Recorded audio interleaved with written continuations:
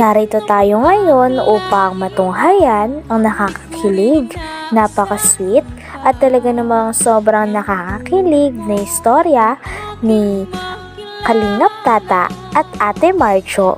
Sa pagpapatuloy nga ng ating istorya ay dahil nagkaroon na ng pagkakataon na magkausap si Kalingap Tata at Ate Marcho ng magkaharapan at hindi nasa loob ng tindahan si Ate Marcho ay syempre sinulit na ni Kalingap Tata ang pagkakataon. Kinuwento niya nga na talaga naghintay sila kay Ate Marcho at sinabi niya pa kay Ate Marcho kung sakaling alas 6 pa daw siya ng gabi magising nun ay wala daw problema at aantay niya talaga ito dahil gustong gusto niya makita ang dalaga. Ano kayo? Dumating kami kanina Bad trip si mama. Tapos naabutan namin si mama mo. Tapos tinatanong namin kung saan ka. Sabi ni mama natutulog ka pa daw. Kaya hinintay ka namin. Kahit alas 6 na kami ng gabi, hintayin pa rin kita. Oh? Makita lang kita sa araw na ito. Sabi lang yan. Oo, totoo. Oh? Kasi ang ano ko talaga, kaya ako pumunta dito, gusto kitang makita ulit. Kita.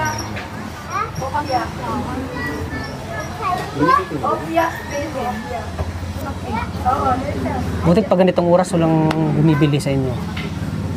Madami din naman yan. Pero ay nagpapajikas pala kayo dito. Nagpapadala sana ko eh. Padala ko. Puso ko sa'yo.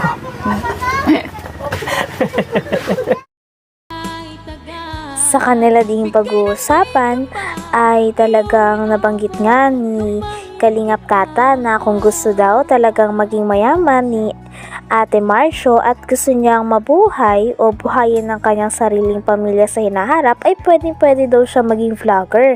Dahil bukod sa kanyang ganda ay talagang sisikat din daw siya dahil sa kanyang ugali at talagang napaka-joyful at hindi suplada at mabait na personalidad. Bakit? Hindi halata. Parang tayo lang magkaedad eh. Parang tayo lang magkaedad. Kasi ano eh, parang matured ka na mag-isip. Matured yung mukha mo eh. Mukha ko? So, my God. Siguro marami kang mga iniisip. Ha? Marami kang mga iniisip. Ano mga iniisip? Paano yumaman? Paano yumaman? Ay, kung Sabay ganun. in terms kung paano mo yumaman, nandito na sa akin. Ay? Mayaman? Ay, ganun. Oo. Wala sa'yo pero nasa akin na. Oh? Kung ano lang, kung in terms sa yaman. Hindi, marami kasi din problems na. Maraming Kaya problema. hindi ko naman kaya nandito. Pero yun ang pangarap mo, gusto mong yumaman. Ah, Ma? yun ang pangarap mo? Eh, mag-vlogger ka na lang. Oh? Kung gusto mong yumaman. Hindi naman totally yumaman. Joke lang. Yan, tama-tama lang. Yung in the future kung ikaw ay mag-asawa, mabubuhay mo yung Stick.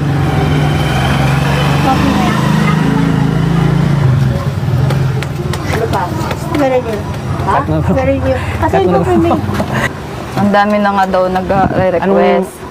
Anong pakiusap ni Starrock sa'yo? Sabi niya, ay, ano ka na? Tisa nito, oh. Marami nag-request, mga thousand na kasi nag-request eh.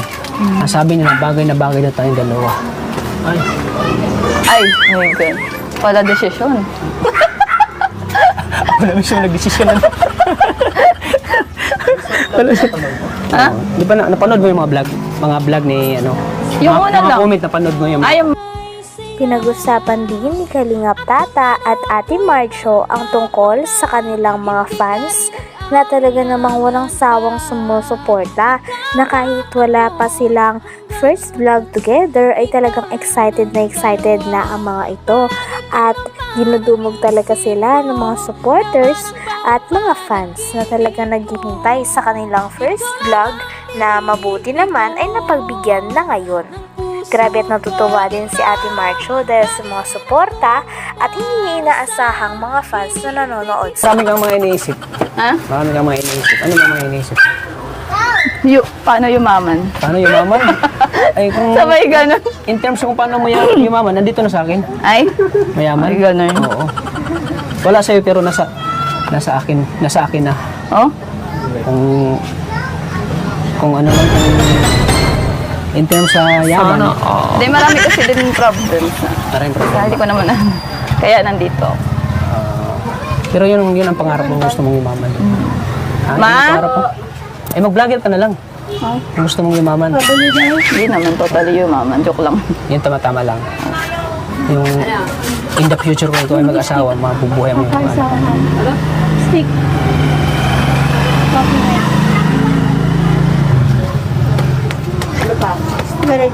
Cut mo, bro. Cut mo, bro.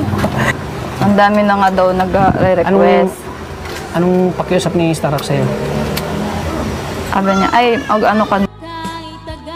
Dahil nga ngayon na lumabas na nga si Ate Marjo sa kanyang tindahan, ay mas lalo na talagang natititigan at talagang nabibighani si Kalingap Tata sa kanya. Paulit-ulit ngang binabanggit ni Kalingap Tata na talaga napakaganda ni Ate Marjo at talaga napaka-Pinay beauty nito.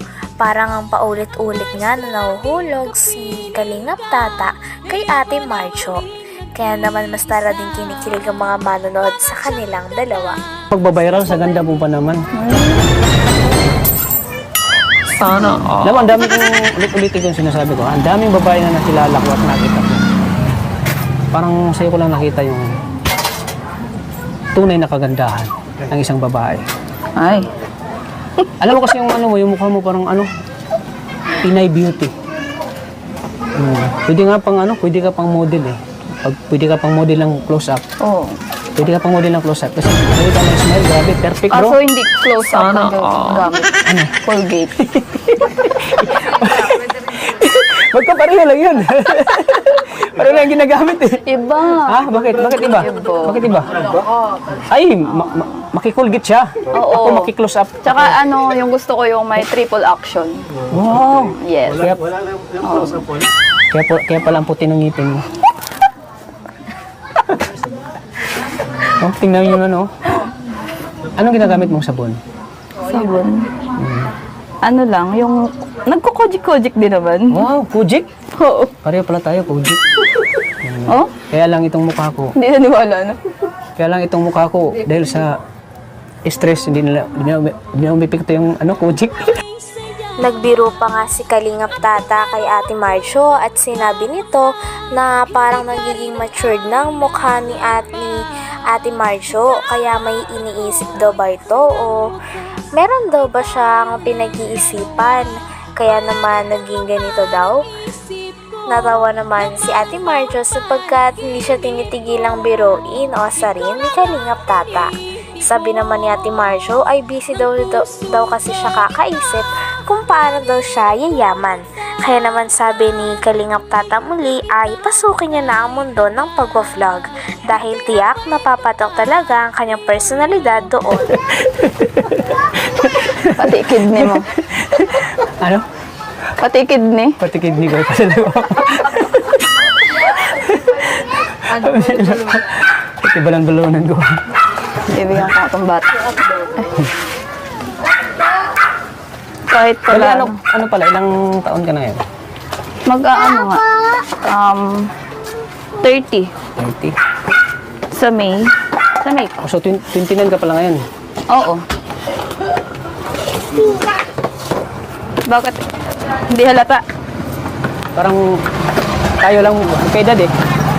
Parang tayo lang magkaedad. Kasi ano eh, parang matured ka na mag-isip. Matured yung mukha mo eh. Mukha ko? So, my God. Siguro marami kang mga iniisip. Ha? Marami kang mga iniisip. Ano ba mga iniisip? Paano yumaman? Paano yumaman? Ay, kung Sabay ganun. in terms kung paano mo yumaman, nandito na sa akin. Ay? Mayaman. Ay, ganun. Oo. Wala sa'yo pero nasa akin na. Oh? Kung ano lang kung in terms. Hanggang dito na lamang muna ang ating nakakakilig, napaka-sweet at talaga namang sobrang pinakainaabangan at napaka-trending na istorya ni Kalingap Tata at Ate Marjo. Maraming salamat sa inyong panonood. Hanggang sa muli. Bye!